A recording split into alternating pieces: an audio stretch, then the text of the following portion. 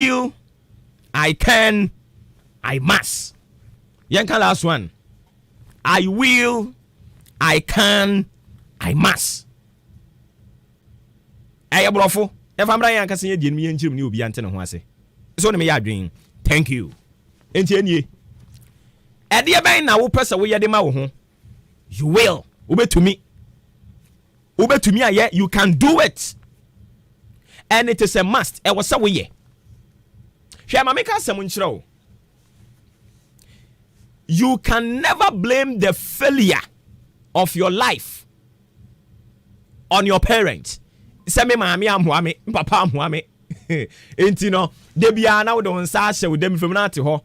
Adia, abraba me de me ba ye. Me maami anhwe me, me papa anhwe me, enti me de be nsa no, madam. Nya dwen sa kira nsa ne madi watem anopa yi. Nya dwen sa kira. Ababa wa kama. O de wo sege se wukosi wa gedem ansa na abrabo no betumi a survive. Hey, tie. Nya dwen sa kira. Bosumi we nyina na ya dwendwen ho no say. You will, you can, and you must. When this ready hunu no, you will do it. You can do it, and you must do it. Ade abako a ye de bobra. The biggest of it eye ya dwene a eda yintirim. Ade bia ube fidi o so wait no. You make production of it. Eye brofo. Me say ade bia ebekọ wumu no. Eno ne pie eba abonten ema nipa nyina ehu. Eni nti ebia wutie me. O sorry a pono. And washa. Yes, you can be good in bed. Ubetumi ye good. Style be we wiase bia unya nyame wa dom no nsa so bi mu a ubetumi ye style no, because that is what you have fed yourself for. What I say? Ebia na wo utai etie news. Enti the more utie news, you know, you become abreast with the current happenings in this country. And no ye adia o ye no consistently. You become what you feed yourself with. You produce what you feed yourself with. Enti sa no pe wutie me. Na wo beti ase se wo ye obabunu, wo ye youth, wo ye maame, wo ye papa. Oji atum se won so so abrabo no, you will make it, and you can make it, and you must make it. Then you start doing something for yourself. I mostly talk about the fact that leave the politicians alone. Obuoba no mo na adwene se wakoto abade ama MP no was say MP no na chenchene atwan opa adwuma ma ne ye. I am not saying say eduru ba bi MP ni so ye. Yes, eduru ba bi was MP no, they do that because most of them, that is what they derive their powers and a whole lot of from. Oba obetwa wontro no amema adwuma ya maybe one district, one factory. Yes, ni nyina your promises, but you know what? The biggest mistake I obetimi aya wa abrabom ni say wo do ho betu nipa so. That is the biggest mistake. Say me de me hu tu nipa so. Onipa na ka kire me so enra no ka kire me say no pay wo hunu me a obema me 2 cities. Enti me so me sorry ye no mampa abrabo bia mo because minim say na me hia papa ya wo say be boy enra so ma me 2 cities. Na say me hia no wa ma me 2 cities ya. Na just we di me hwa mo. Na just abrabo ni me ntimi mo. Na just say sada na me nya aduane ni o. No. That is the biggest mistake. Obey wa abrabom so do ho betu nipa so. Eno kra the Bible said yen eno me nka ne ode ne ho etu ne yonko nipa so. Ade na wasase no. Ka che wo ho say you will. Obeye na wo betumi na wo se we ye. Meye metumi na wo se me ya. Obi muaba mo. Dabi. Ede na abamubu. Obi muaba. Obi muabam kwa me asante wafuru abapa o esi wafuru an kese e anadwudidi ana esika o ka tira ho se ubetumi aye madam ubetumi aye ade bia ni wono mu e wa wiase mu anu nipa ntimi nye e ya adwene enti se obey adwuma o wadwene ne so no wate ase say ade bia under this sun doable. You can also do it. Obi bisa no senti me metimi ya MP. Yes, you can do it. At MP ya fracture answer. You can do it. Inti katra ho anope say I will. I can. And I must. With that inti. I was say we yes adi we de ma ho. I can FM Babeya, one of the best radio stations in Ghana. Yes, we will. And we can. And we must. Not just by mere words, but actions. We have to bring ourselves into a very vigorous action. Because you can't just say them. Say, Yapasa in Ghana FM, Ebeya, one of the best radio stations in Ghana. Now we sit aloof. We sit at the apex, idle, doing nothing, dreaming. I don't know if any day dreaming. It requires very hard work, vigorous work, vibrant work, continuous work. Bosumi we nyina, this is what we're going to talk about. Enti ene no, me mama say mo nwa. But fashion with him say bosumi we obeye na obetumi aye na wo se we ye. Aware no obe ware. Obetumi aware na wo se wo ware. Edan no ubesi e wo se wusi na ubetumi esi. I will, I can, and I must. So man niam amiensa we do trimu dem na wotwe mu bosumi yi mu a me say me ti heya ene wakukuru ebo kese de abre me say my friend onsem na wo kan ya me tie ye no eso aba mfaso nso gibidi yanom eya ekoyi mama mienya bindi ni moma ye nte se ampa ne ye kan ye adwuma na ense ye nkunan. Graduate, if I want to politician so you can start something. A little drop of water, it makes what? A mighty ocean. Inti ebeso kuku when you bounce na yema. O sasia ebe difficult the amount.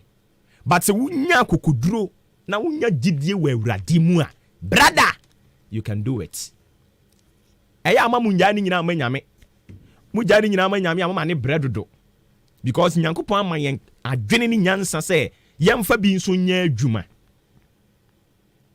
Nanu mpaebo bi ane ehwe akwana bo mpae sa ada form na tonso akese owie pe okwa akochesi nkrofo akwaji wansi di akotukuku adi. Adwene ni nya adwuma. Ena sa adwene ni nya adwuma ni pedua ne bre. Anopa yi ne amedi gya woni nyankopon ka wo ho. Nyankopon adom nya kese mfa ma wo. Na wo da chintiti ase say you will, you can, and you must do that thing you have dreamt of. Sade na waso ho da ye no. Ubetumi na wobeye. Na wasa we I will, I can, I must. Eradia adom nya kese mfa ma wo. Adom nti. Amen. Mimi ye Kristo ni enti me kase wie bia na me de amen no e de ahye akiri. Amen e kire se enya adwuma. Reverend Frank Kwesi Nkansa, King of Grace Chapel Ghana. Ono ene nyankopon nam ne so a wodi aba. In fact, my more empanyimfo a omoda King of Grace Chapel Ghana no aba so. Okoye se de dan no ayemu a. Hey! Omo ba adwuma. Nyame nhira mo pa. Nyame nhira mo. Nyame fie de musi nkete se mu besi a. Nyankopon so esi nioma bia adwiri wo mabrabom. Ade bia se wo mabrabom no. Sinkete se me ya ma urade a u provoke the blessings of God. Ne nyankopon so jam e de ma wo. Eni nyankopon nhira mu nyina any members am King of Grace Chapel Ghana because empanimfo de sa adwene poi ba ye e na mo so mo botugu ya nka ne ye hunu ne nei nke ni ho. Nyame nhira mu nyina osofo ma me Mary nkansa onso so nyankopon onhyira wo. Ma me nkwa homa ne so na me nkobon komo wi na fe ye nto aso. Yera Frank Ej Money and I kone ho na odi road safety tips e de mayen adwoda ene ifia de bia. Frank oti yan kan no pan so ye mo ache. Yeah, minya. Apomba ko de. Nyame adomo na so e. Nyame ehu ye mobo. Wadaroma ene kwanso joju afutu no. Ye ni adrabafo. Ye pebi atie. Yo, me da se. Ni di kan mitia ahenkan FM atiefo nyina. Na last Friday na me education bi. Ewie no atiefo no do na frɛ sɛ amo anyanta ase ni yi asna me preme ho kakante na me nya botana me nkyerɛ mu. Ndi taxi driver sɛ what traffic light demand a mnyemu ka sɛ me nyane na ba bɛyɛ no. Na me kasa about road worthy no. Me kyerɛ sɛ you will be a friend of vehicle lay off service. DVLA, a honey child roadworthy. Now, commercial vehicles, no, every 6 months. Private vehicle, each channel 1 year, 1 year. And I may say, to coin, and after all the car, I cost shop, everybody works, none in the car, and a better or why, and out to crown better or why. If it be vehicle lay off service. Nina say, maybe I me a J money me took me crowd with me 2 years. Now road was in a mechano, a wua. Mini ha me baby, and as a can mean use. Maybe I can't if you shop and if you garage mean use. Into them could try 2 years na me bar. Me be faka no documents na near no road was no me send the code DVLA. I was in me 2 years now my could not man use no. Me training now with penalty because my renew no on time. I had driver from that in the tire on my and I may say, I didn't area no because there is something called vehicle lay off service. Niobe ane say, for car no roadworthy book no, echo DVLA, natural note say, me assume me 2 points.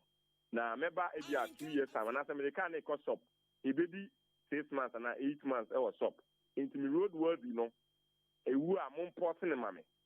In general, no matter how long I'll be do a 21 as a can be do a shop no. The time not not fancy quanswa, Okope, yen charged near no packet see one only one, yen charged that penalty name out. You just go and pay the current road work now they are swasso. And on an amateur, a demon said, and Tiasa Papano. In the thinking, they can say, oh, the car never call shop, and I say, oh, the basic garage. The tenants are covered by a year, school bus. You close to school for almost 9 months no. Schools now amunim vehicle lay off service no. Omuko lay ni na off. In the 9 months ni chair mu no. And amu sande ko ya amuko cha current one. And no omoka. But omwa amanko lay ni off no. Okwa you better say time na apa huni na ma. No what you with penalty. And okwa boni was saying roadwork na okocha no. In none of our we may far and kind FM so. Edi atret people say emre bia o pese o park o car no anase utu kwan na car ni be siwa enkwa abonten no just go to DVLA na ka so ba be vehicle lay off service ombe lay ni off e wo mo system nim anytime bia be ready say o pese o san sequence no na ya reactivate am e dey say na wo dey wadua na e ko say fridge mu na say na be a enyinya time ne so a no abeyi no hiti wa de no wadi ta pepe na tie. But Anna, a month will be brain, the road was to can't see what tar. Over Cornea, say, Dadana went to Anina, and in answer with penalty. No aboka and Sanya current one amount. I have buying to say, in tea, the own Nima and I ain't kind of Sunti, that tremor. So be a question beyond what or buy a because na obi asene ne ho ase medase. Okay, yen so yedase papa power brain wadaje bibia ni ebesan ba bi mu adaroma. Okay, Frank AJ Money a road safety campaigner.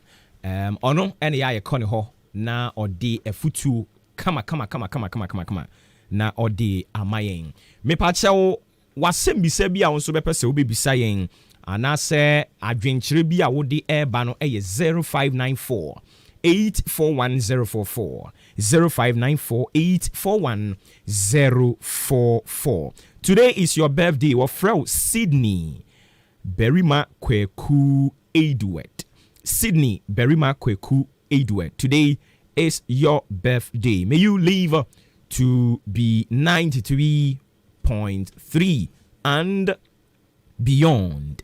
Sanso ena Charles Edu Donyina. Charles Edu Donyina.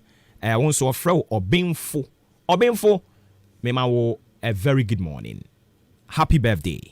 Happy birthday. Nyankopon omo akoma so ade nyina emrem. And then to many people celebrating their birthdays today as well, mu nyina ye wish mo happy birthday. Yankwa homa ne so na meni Yera Siba Alpha enkotwetwe enkomo. Yera Siba Alpha head of public relations at the mass school feeding program. Yera what yenka yamawache nyame adom na wonso mami sha say school feeding program modi mo caterers ka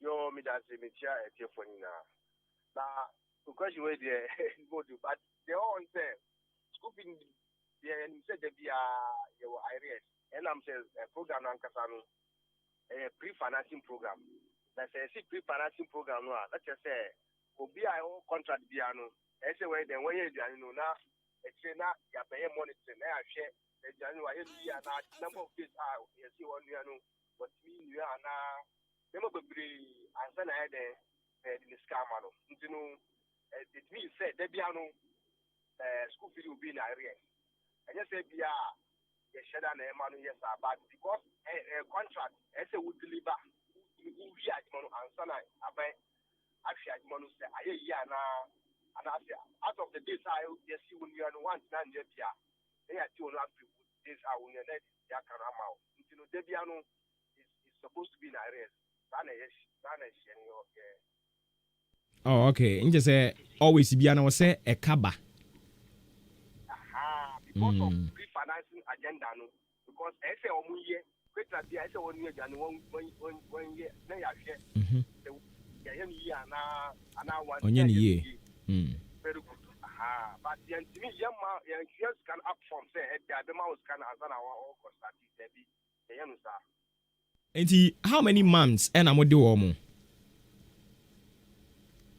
oh they say move pen month say how many but you say you come for last time and this time no you know they found say some 60 something days 60 something days yes something days na just say enye 8 months na yen so yate say mode wo mo no anti mean dika 8 months 8 months is saying there be I don't know every school term na school term no do ho na 2 term na 6 days depending on the GS calendar no sometimes 60 days 62 63 sometimes 70 it depends on the calendar but then mean dika 80 months other 8 months my brother but yen report a yenya ni say mode wo mo ka 8 months oh there be how much say for 8 months we and you ka have a visa but yes for 8 months so you got 8 months there be minimum but me ba o ensonso ye be na eda ebetumi aba say 8 months no yentua wo mo ka any 8 months mo de ka ensonso ye be na wo mu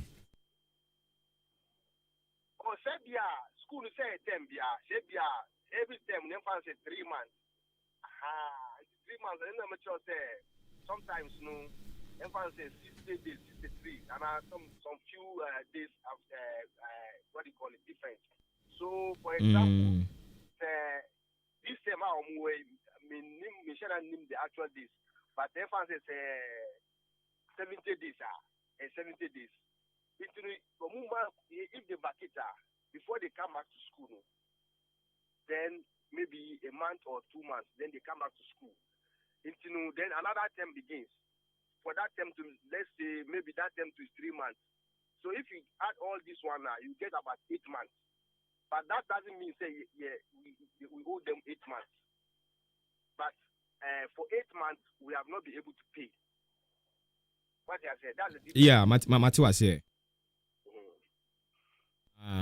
enti sisi ade a wo ka se mode wo mo ka be 60 days no eno so ye hwe di mu se da ben na mo beti wo mo ka one na me di kan no status no say omu ye stakeholders our first and foremost stakeholders for school feeding because you know why ajuma che de bia no ye pese omu ti ase say omu ti na school feeding or because so omu anye jani na school feeding ebe collapse The Biano say Omubo body there, Omuye and Mount Padano. We appreciate the services they render for us. So Debiano scanning a bus one yes, Sena Etienne, yeah, question scan free Minister of Finance. Are you getting me? Every idea, yes, I make request. This year, I mean, you can say, yes, I request. Minister of Finance, or Mama assurance, scan on be my if you are Jonka. You can say Minister of Finance, on be released, can I? Yeah, the yes, there's no way say caterers who they be for whatever it is, they will get their money. But then him say sometimes, sometimes you hear me appeal to the caterers say, and say, can it release annual? Mostly, it brings some inconvenience. Say there will be alcohol free number. The creditors will be chasing the person and all manner of things. You can because a pass annual, mostly caterers will take advantage and sometimes prepare. I'm at the amount who can say, oh, one chair can't be there. So most of the time, we don't like the money to delay. And looking at said your one casacra or case formula mu use no M1. Don't you think say a brass one the modus of operandi amu use na mudi running this free or for instance school feeding program or no a brass one was some sano. My brother, point of correction. My formula is in M1. No. Me can't say oh say. Me na make can say e biya say oh pinpoint to say e basa affect aduane na hoden ewum ne enema na make say na just say clearly no enye all the one can say me na make come asem. Mimi, I'm very honest to you. Say we appreciate what the caterers are going through because they are also business people. What you are saying. But and I'm telling you, say, you know, the bit mind say, a bit trauma government say, you will release Karmai. Yeah, yes, and the money change. They are saying it, and you say this is the first time. School fee is starting 2005. You're a alpha, That be you're alpha. Me pato me kakra. The American say, me can say wo say enye. Me na make say sabra boy ye boy kra no. Oku anim kakra bi niema bi a wo ye ya susu se amwa ma wani so ade hunu amemu ntem no. O te san free ho nte sa. Me pato utie me. Aha. Enti eno na make say enka o ma me build me point wie yanka beboa me pa. Eno na make say sa na tie de a ene na unyi ni se braso a e wo se ye reforms e wo sa methodology a ye use ni mu kakra. Me starting me see school feeding no who be say identity there areas say you areas and I'm say oh you should help me according to the way school feed operate no there be no school feed will be in the areas because pre-financing program now say caterers no ombe then they will cook then we'll go and monitor and ensure that whatever we tell them to do now they have done it before we pay them. So that's the first point. And second point, no, and you say scan FBI, your scan or your home, it goes through processes. Yeah, they trauma Minister of Gender, Minister of Gender, and so much they will also write to Minister of Finance. What I said, then the finance will release the warrant. Warrant to go and warrant then to go to controller. Controller will now mobilize the funds. And then also process it and send it to Bank of Ghana. You see all these processes because we are dealing with taxpayers' money. At every point, make sure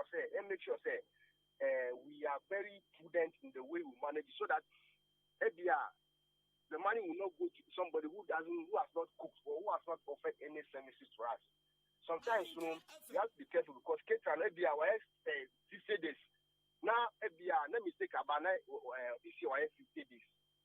At our 50 days, let me take about now to 60 days. So many things, so that we don't underpay or overpay any caterer. So these are the issues that sometimes make the system to delay a bit. But and I was saying, we are appealing to the caterers, we know what they go through when the monies don't come early. Like when you are supposed to pay them and we're not able to pay them early.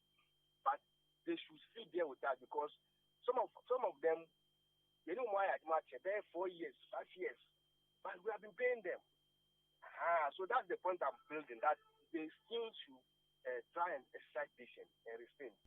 Just take, just Entina say obi ebe agree so be part of the caterers ne dia was what here say momo nhye ye ni nti so obetimi edi so dia won be join it sa na person o kan nyina won as part of our selection procedure method for to select the caterer to cook for a school your what do you call it selection criteria.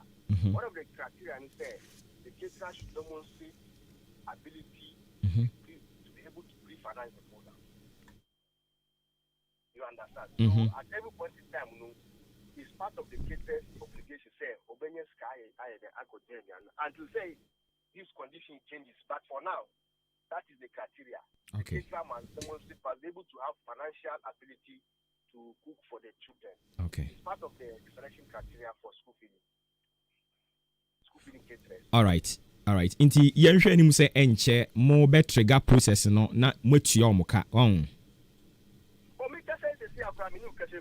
Process BAV, data, process data. Someone said, I'm saying that just can send a medical kind. Then you go through the data diligently. Then it's young chances can be back on a Saturday in the movie. This can be any money, chances can be the very days can be may have started the high investment.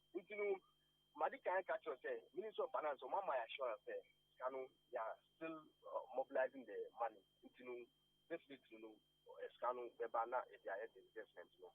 So I'm appealing to the case and said, despite the delay, because of the sake of the children, or for the sake of the children, because they are our children.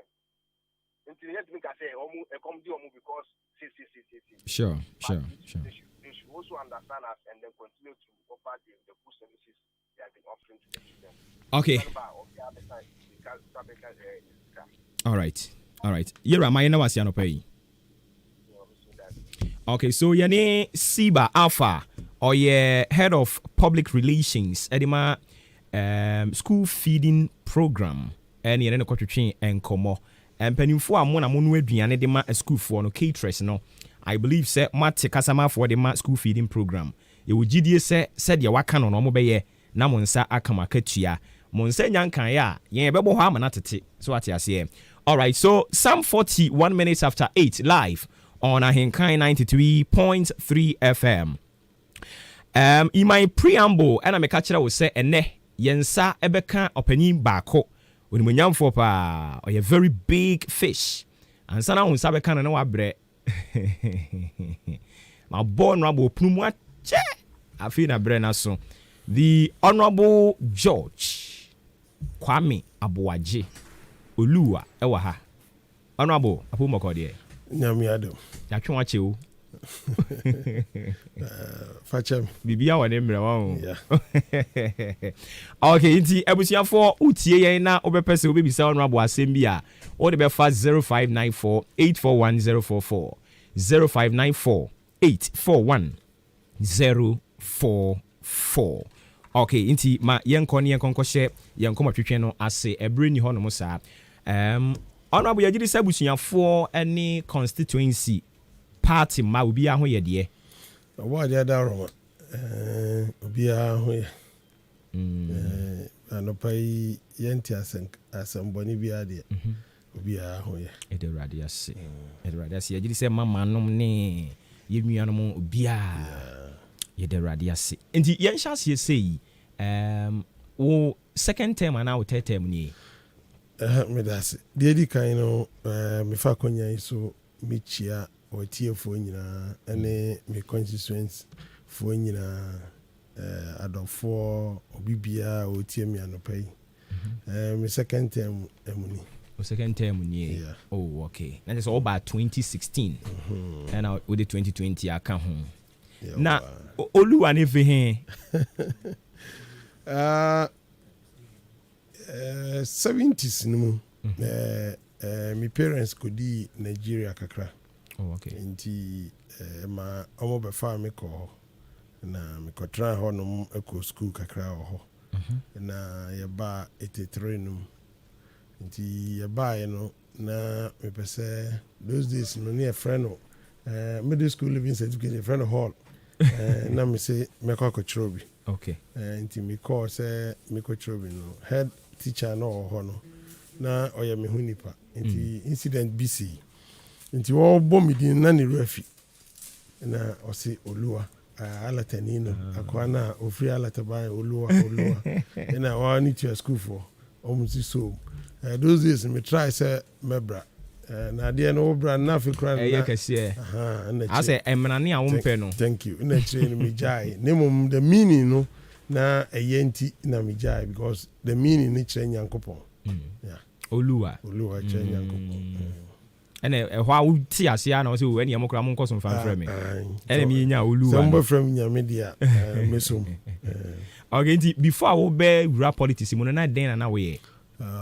na meyɛ business nkakrakrakra oh okay na dɛn na wontoa so nyɛ hwɛ Ghana politics atemdidiɛ yɛbɛdiw ani ne whole lot of things adɛn na wantoa so no wanyɛ no mom nana mewɔ asɛm bi a metaa ka ne sɛ ewiase no a ɛwɔ no woyi deɛ nya sika ɛdan ma wo sika no ɛgu dan mu hɔ no ma ɔsɔre anɔpa a kyia sika no sɛ wobɛtumi agye wo so a yɛbɛtoo asikafoɔ bebree wɔ ɔman mu ɛnɛ wobu sɛ ɔmo din kora yɛhu wɔm na mmom no wonya sɛ nyame yɛ w'adom na wotumi duru mpɛmpɛnsoɔ bi na woboa system no a mefii sɛ ɛno no ɛyɛ na wawu kɔkoraa no sɛ na wodin da ho wɔ hɔ sɛ dwumadi a mede asi m'ani so wɔ asane across man so constituency a mese medi sɛ metumi yɛ ne yie a nana mewu kɔ sɛn koraa still medin bɛwɔ sɛ owura bi baa ne ɛfrɛ no Kwame Aboagye na nabrɛ so nneɛma ɛkɔɔ so nie na mmom sɛ bi a business no na mewɔ sika wokɔɛ no ano no akyɛ 5 years odi ayera na mmom no wotumi ɛyɛ biribi ma ɔman no ma ɔman no hu sɛ ampa ɛnam asomasi so na seesei kɔ a wodi nka hɔ ɔdan ɛtumi bɔabɔ DC kwakye mu nyinaa thank you wow bɛka nso ɔdan sikafoɔ ma hɔ ɛfiri DC kwakye abrɛ so hwan ne ɛka no sɛ DC kwakye kwa na ɔhyɛ dɛ ne sika na mekyerɛ no sɛ sikafoɔ aba hɔ kɔ nso hwan ne ɛka no so yɛkae ɔmo na ɛtumi yɛ biribi na impact society no ɔmo din da ho nti mehu ne sɛ fine meyɛ business yes mese mepɛ sɛ meyɛ politics na nyame adom nyame fa me so na meboa nipa I think ɛno no ma me ani gye more sin sɛ mewɔ sika na no nti ɛno na ɛma ɔba bɛyɛ MP 2016 thank you sɛ me nso meba bɛboa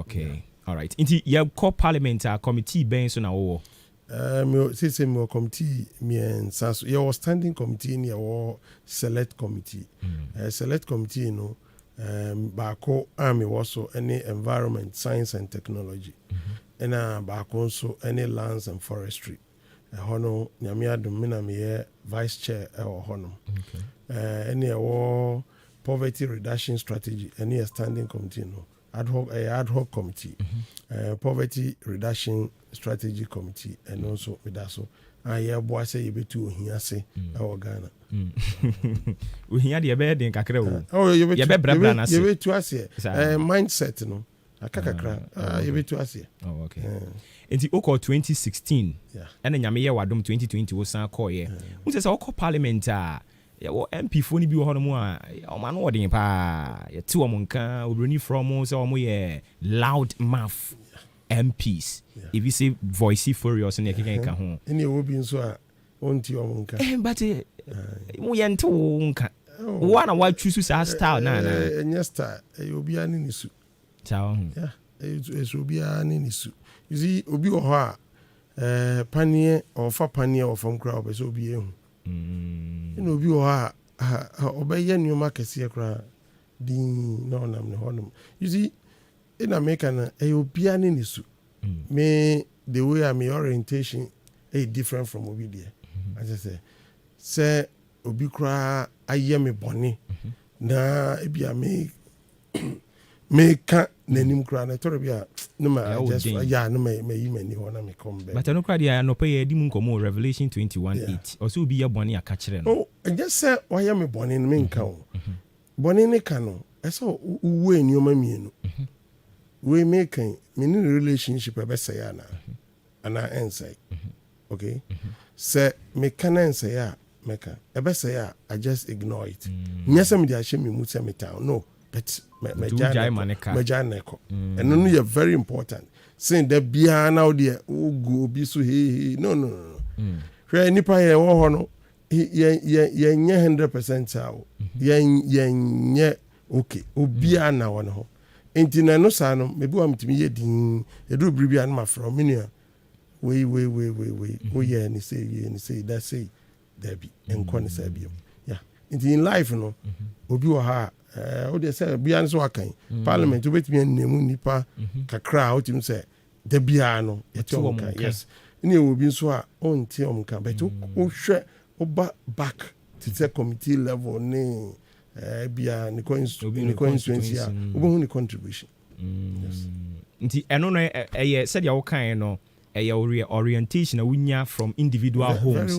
Very well. Oh, okay. But we bo mo won kasa but we rura politics ni mo na aba be ye yi pa. O kasa obia o de be free. Obia o de ko check obia background. O ma o hu say more aggressively no always they are on their bo say the free more fresh. But another one as you see aba be part and parcel of Ghanaians and he say me MP kra maintaining ka me hu TV so said you hu ebi mu MP toa so e media maintaining ka e o ma kasa ko last parliament no ko hwe Hansard mu hu your contribution but then yet said the ebi mu a wo kan na eno say ya affect mo no one to aba mama one to aba some coincidence e dey no more no adwuma na ye ni nyina ne sen no na me bisa adwuma no ayeye no ni nyina na esi sen esi se nipa abrabo sesa mebo se nipa setram okay me constituents omo hia ni omo bebre ese omo asetram education health a whole lot ye wo bebre omo ba parliament omo kasa pa ba ko constituents ya zero obi chusu sa obi so chusu se na say so tie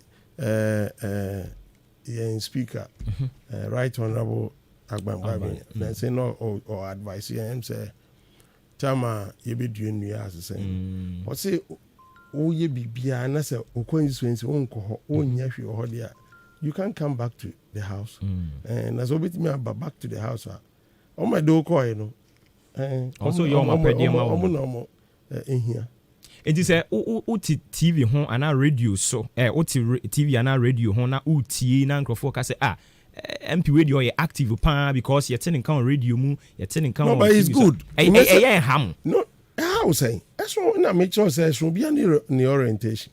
How so uguso the obeti no so ye ana. So we the odon so need there no. You will be oba ne first year no. The bia obeti nka. Yeah.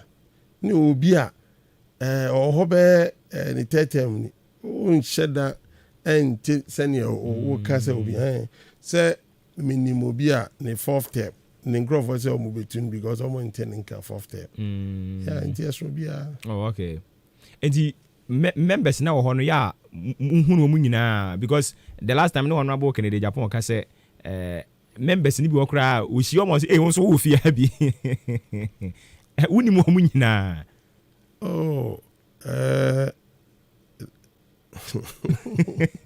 last parliament which is 7th parliament and sana in fieda no abeso no na minim dodo pa okay yeah na onu say 8 parliament e bi koi pa e bi 7 8 e bi kofi pa yes 7th na e bi nso aba foforo na okase minimum nyina so it should be both side of the house and it shouldn't be say no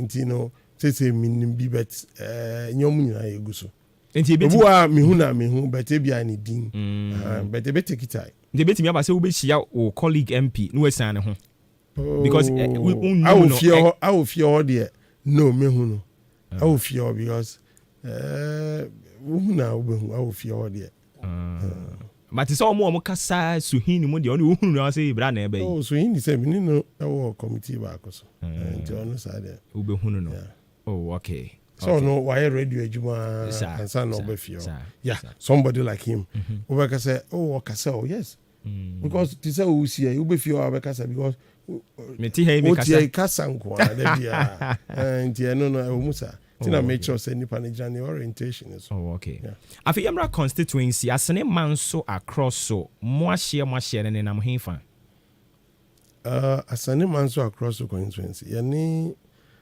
constituency ahoro mako edu in a boshie oh yes the dikan yani mo akimo dan constituency boshie yani achimso edro constituency boshie yani achianse constituency boshie yani esikuma odobin brakwa boshie yes yani agora east boshie yani agora west boshie yani Georgianda ho 7 parliament wutu senya breku boshie ho no ba bia ni boshie ne kronia friend no adoko ewo esibrim side yeah friend adoko ufiri ho a yani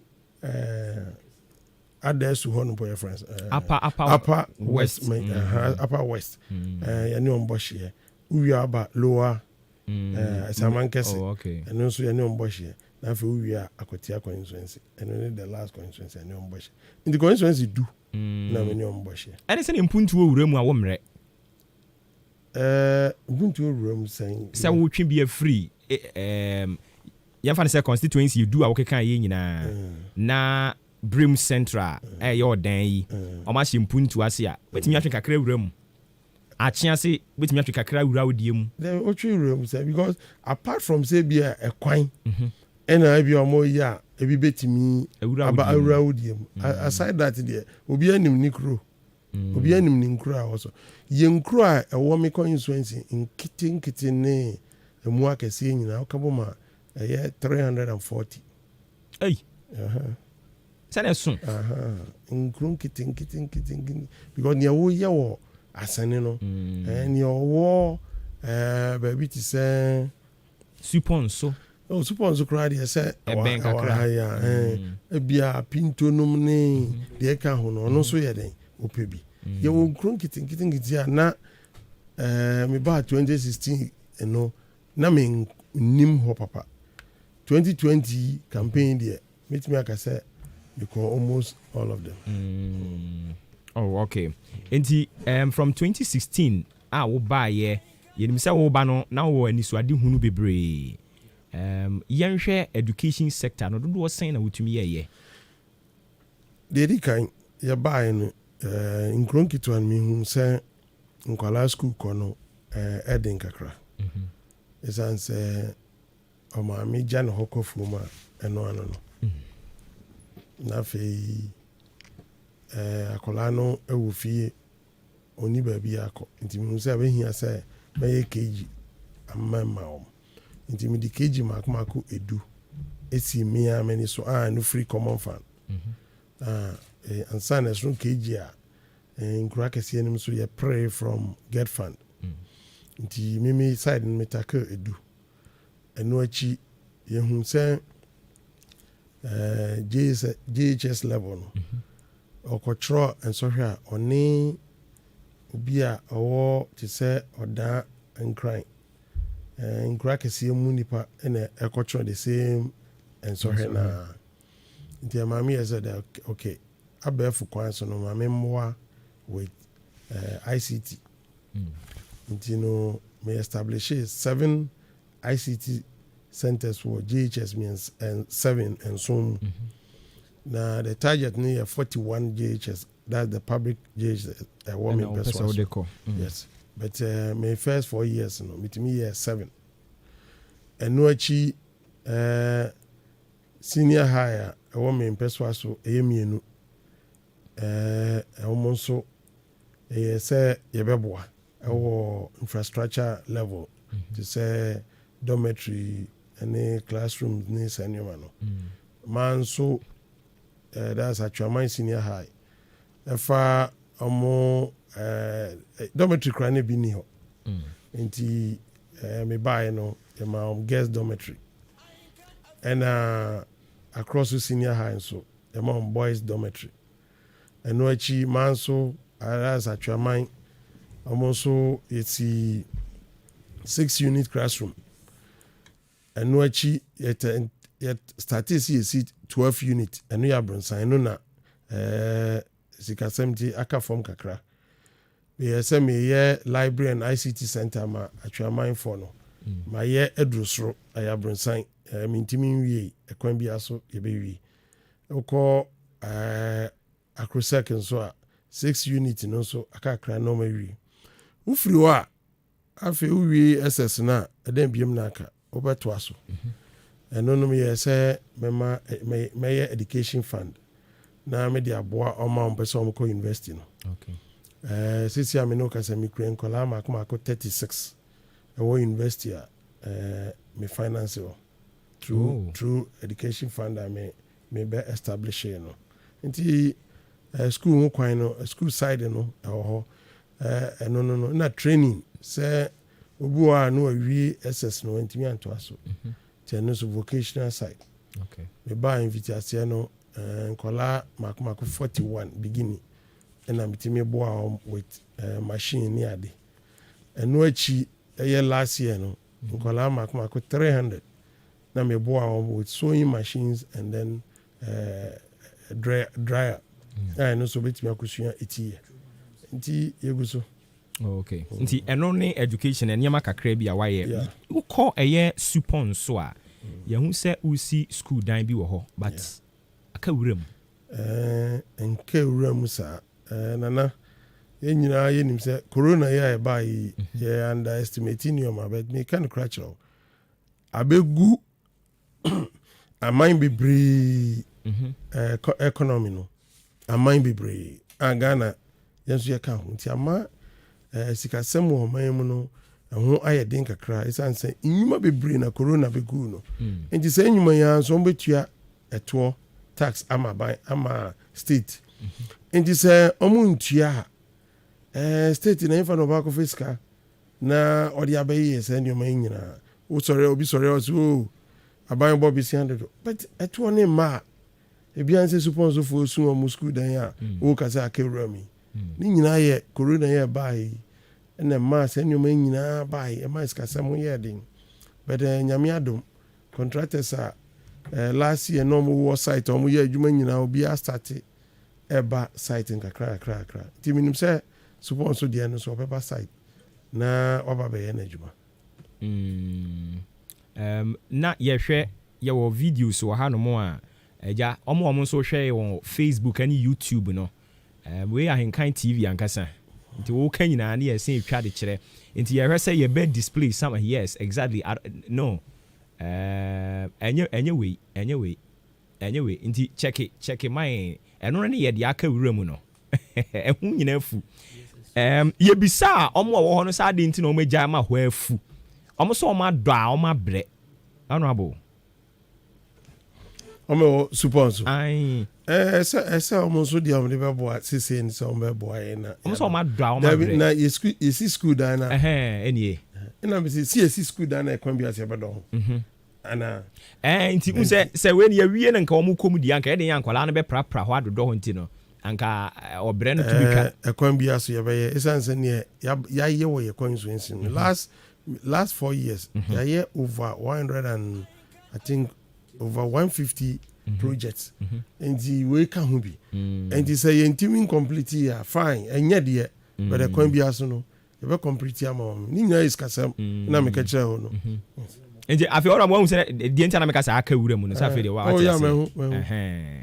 nti abusuafoɔ mo so bɛtumi ajoin yɛ live on Facebook yɛka wɔ ha no mo ahenka deɛ ɔde yɛ na ɔde asɛm supɔnso no ma meka deɛ sɛ wokɔɔ hɔ no waa wohu deɛ akɔ so hɔ yes ɛte wo sɛn encouraging thank you nti wei yɛ nneɛma bi a mfa sɛ ɛno na anko yie because sɛ me first 4 years super nso atumi anya nneɛma a akɔ so no wakɔ contest no wakɔ hu okay adena no deɛ wontwa mba wo saa de ntina no yɛtwa ne nyinaa maako ɛno akyi yɛbɛduru hɔ okay super nso no na nka first kwan no koraa wontumi nkɔ na ka nya ne sɛ nka wotumi kɔkɔtwae ka bia wobɛtra moto so anaa kɛnyɛ easy ɛna ne nyinaa no wotumi kɔ yes ate sɛ ɔmo chip compound na bibie nim ɛbaa na me stɔfo no ma yɛde nneɔma kɔgu mu a ɔmode yɛ adwuma aside that super nso hɔ abiom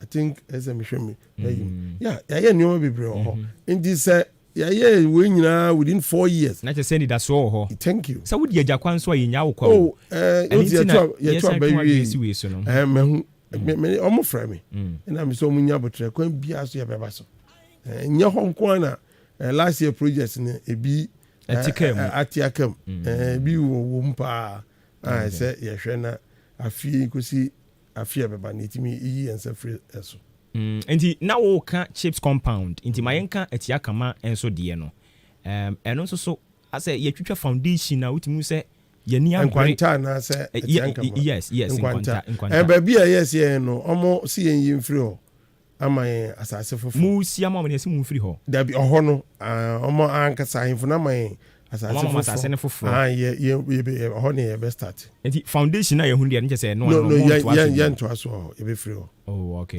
nti ɛno nso so na yɛbɛfiri hanom ɛno na ɛroli live yɛbɛfiri hanom ɛno saa clinic wei no yɛyɛ saa maako I think 5 asɛ ɛno na baako asɛne yɛyɛ ewie no ɛna baako sɛ baako kɔ ahyiaeɛ mu baako nkwanta baako kɔ saa asuo so okay nti dodo a yɛyɛ saa type no nti contractors no mefii sɛ kakra no ɔmo saka kakra ɔmo bɛba site yɛkɔ nkwanta no ebinom deɛ because of say communication biara nya nkɔ hɔ sɛ deɛ wokan nti no ɔmo still rely on say yaba be two foundation yɛhwɛ nim sɛ ɔmba bɛsi no yɛnyɛ no ɔmo find out from ɔmo ahemfo ma communicate with them dabi me sɛ ɔmo find out from ahemfo no yɛnyɛ na nkwanta sɛ yɛba wa wokɔ hɔ wa hu the background a yɛayɛ wɔ so ahu nti baabiaa nsɛ ka biribi mempɛ so aso baabiaa ebia wo a ɛnyɛ adeɛ a yɛde asɔ abɔ fam a yɛyɛ adwuma no anyɛ koraa no wobɛnya bi a roofing sheet anaa cement a wode yɛ wo project bi ɔman na community na anaa biribi saa nkɔ yie a yɛde ma wɔn baabia ɛno saa kɔ ɛna yɛkɔ atia kama camp ɛna na ɔmo nso ɛkyerɛ sɛ kane na nkɔmo kɔ school ɛwɔ sɛ yɛasɔre dan o sɛ yɛdeɛn ɛhu paa ɛna yɛyi wɔm afiri mu sɛ nka yɛsi foforɔ de ama wɔn bata ɛno nso so sɛ wona mɛkyerɛ wo sɛ ne nyinaa yɛ sikasɛm school no a wokɔɔɛ no a ɔhu sɛ yɛsi no ɛno mede common fan no ɛyɛ yes yɛn checks nso meyɛnti asɛ sɛ wowɔ foundation bi a ɛno nso yɛ bi I don't know sɛ yɛ saa foundation ne na woka yɛ a no common fan yɛ get fund nso yɛtumi de ɛno nso yɛpere ba district assembly nso yɛ bi ɛna ɛso deɛ yɛpere free ministry of education direct ɛno nso wɔ hɔ wate sɛ nti ɛnyɛ sɛ one source na yɛde yɛ adwuma no okay nti common fund no ɛna ɛno nso ne tua na meka sɛ last year no nneɛma yɛ biribi deɛ wɔ hɔ corona ne bɛsɛ nneɛma ɛno nti na ama yɛ projects bebree nka wobɛkɔɔ no na ka ɛwiewie bibia kama na wobɔ maba so ka womu sa sɛ adɛn na woyɛaka enti sisi ya no yɛhwɛ any alternative bi because abrabɔ deɛ wobɔ a wɔ sɛ wode this future unforeseen si yɛde ka ho common fund because of covid nti ama asa ayɛ biribi ɛwɔ hɔ kakra yɛhwɛ anim sɛ yɛbɛfa kwan foforɔ bi so a yɛde bɛ generate revenue to embark on projects bi te sɛ sɛ yi ɛno deɛ menim sɛ aban no de nhyehyɛ egu akwan mu a seesei koraa no momo sɛ what ya ɛsɛ momo nti Ɔmo bɛtua toɔ no. sɛ ɛyɛ wowɔ yi na wotua ma Telcos no. ɔmo gye no wahwɛ sika ɔmo gye last year I think covid time ɔmo kyerɛ sɛ over 200 and something billion common fund nko aho na saa wei na ɔmo deɛ dedɛda so saa 1% as a 10% na ɔmo agye no na ɛno na sɛ 1% no na sɛ ɛno no 10% kɔ government wa iska mu ɛno akyi kyerɛ sɛ kwan bebree wɔ hɔ a ɛsɛ ɛfa so a yɛbɛtumi anya ɛtoɔ no bi aka ho ɛnkɔyɛ sɛ traditional way no nko a okay nkyɛ sɛ ano yi a wode ba yi ɛkɔ de ma schools a aka wura mu ɛwɔ mpɔtam hɔ nyina bi te sɛ nyame bɛkyerɛ deɛ yi nso saa ansa no ɛnyɛ saa nyame bɛkyerɛ deɛ ne yɛakɔ akyiri paa ɛwɔ yi border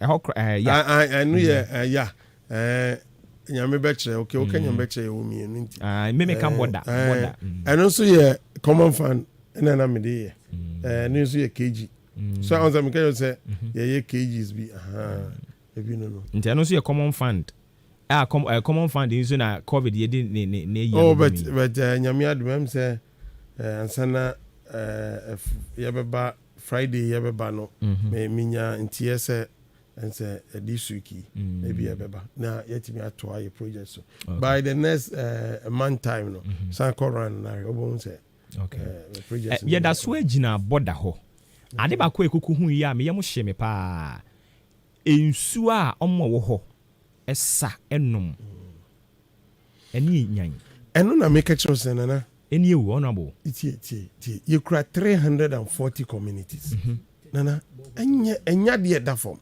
bɔho maako 30 ɛne yɛyɛ mechanizer yi sɛ mokɔɛ no mohu yi a awɔ yɛ community no mu 30 o ɛho sika is almost 1 million about 1 million cedis what I say na wokura 340 communities a yɛntimi nwie adwuma no within 4 years honorable na sɛ mekɔ hɔ moka but ɛnyɛ easy sika no wɔ hɔ a yɛbɛyɛ yɛbaa wo de hwɛ nnwuma yɛde asi yɛni so na wokura community nketenkete no nyina obiara pɛ development wokura 340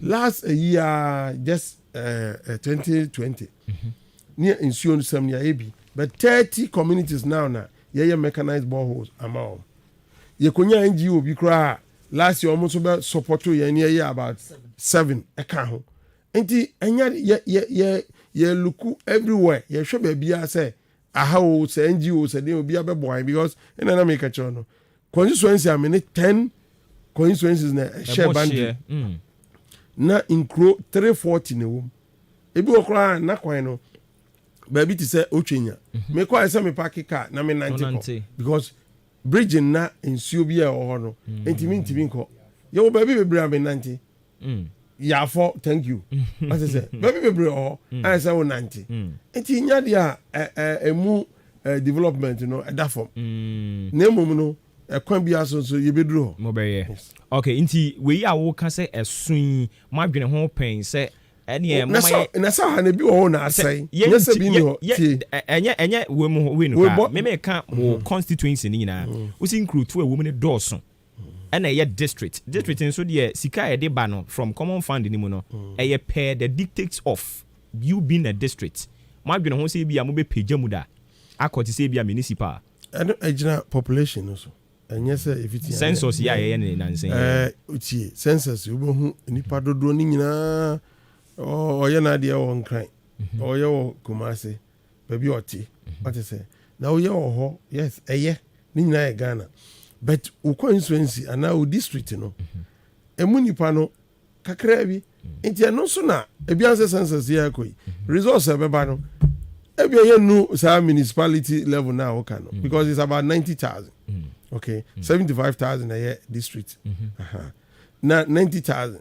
yɛn nu hɔ ti enu ha aban yɛ den na ɔde ɔma mo municipality na ɛma musika asɛm no yɛ den yɛ increase no ma mo ɛbi ɛna me constituency na me district no enyuma nkasa nhyɛ da nim ɛna yɛkasɛ assembly no IGF ɛbɛkɔ soro ɛna ɔmo nso atumi ayɛ impuntu nti emu adwuma no ɛden nya deɛ da fam okay nti na border ha yi no na wo kasa sɛ pipe wɔ hɔ ebi wɔ hɔ but asɛn ɛsɛ sie na ɛsiesie ma wɔ okay ebi wɔ hɔ nyɛ sɛ bi ne hɔ nti wadaroma yi siesie no da bɛn all boil down to money nti ne nyinaa yɛ sikasɛm na akyɛ sɛ nti yɛbɛhwɛ yɛbɛhwɛ nana ɛnya deɛ da fam but yɛbɛhwɛ yɛbɛyɛ ho adwuma ma wo okay alright abusuafoɔ yɛne honorable George Kwame Aboagye Oluwa ɛna yɛfrɛ no oba asene manso across so a ɔno ɔyɛ member of parliament ɛwɔ hɔ no mo yɛne no gu so a ɛbɔ nkɔmmɔ afa ne constituency hɔ ɛnneɔma ahodoɔ bi a ɛrekɔ so ɛna agya yɛne no ibɔ mu nkɔmmɔ kakra wakɔyɛ papa yi waman arehyɛmu afa ebinom ho nso yɛ ankrofo yi sɛ deɛ ɛni nyan paa o ai mame one man time na call mesisi omo nsu ayi na ma ya yate all right nti yɛne honorable ɛda so ofie ha o wa asɛm bi a pɛpɛ sɛ obi bisa honorable a ɛbrɛ ne so a ɛbɛma mo kwan na mabam na mmom for now ne deɛ o de bɛfa 0594 841044 0594 841044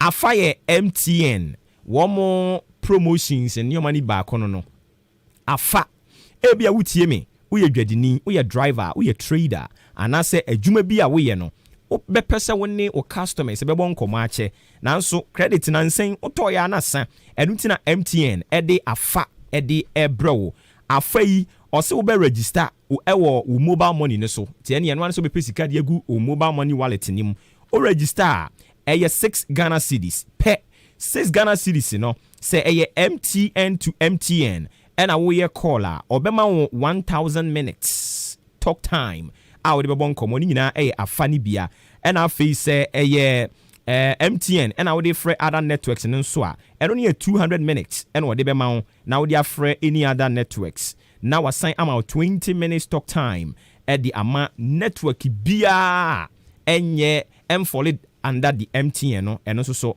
ɔmo de bɛma wo 6 Ghana cedis pɛ ɛna wo bɛ register through wo mobile money wallet ɛno akyi nso yɛsan ɛwɔ nneɛma bebree ebia na utie me wobɛpɛ sɛ afuo ho nneɛma woyɛ kuani afuo ho nneɛma wobɛhia biribi te sɛ fertilizer ɛna agrochemicals nneɛma ahodoɔ a ɔmo de yɛ kua no nso wopɛ no nso bia wada roma ɛno ane sɛ wobɛ register 1848 na kyɛ sɛ yɛde bibia ɛde ama wo ɛwɔ hɔ visit MTN Momo agent bia na bisa ne sɛ afa no a yɛka ho asɛm ɛwɔ ahenka na FM no ɛho nsɛm sɛn ɛne te ɔmɛkyerɛkyerɛ mu kama ɛde ama wo ɛyɛ kama paa afa deɛ sɛ MTN everywhere you go ɔmo ɛna ɔmo de afa wei ɛnso so aba nti sɛ wokɔ register bia bohu sɛ adeɛ bi a woyɛ bia no ɛbɛfa ahenkan farms wɔ afuo asase yantam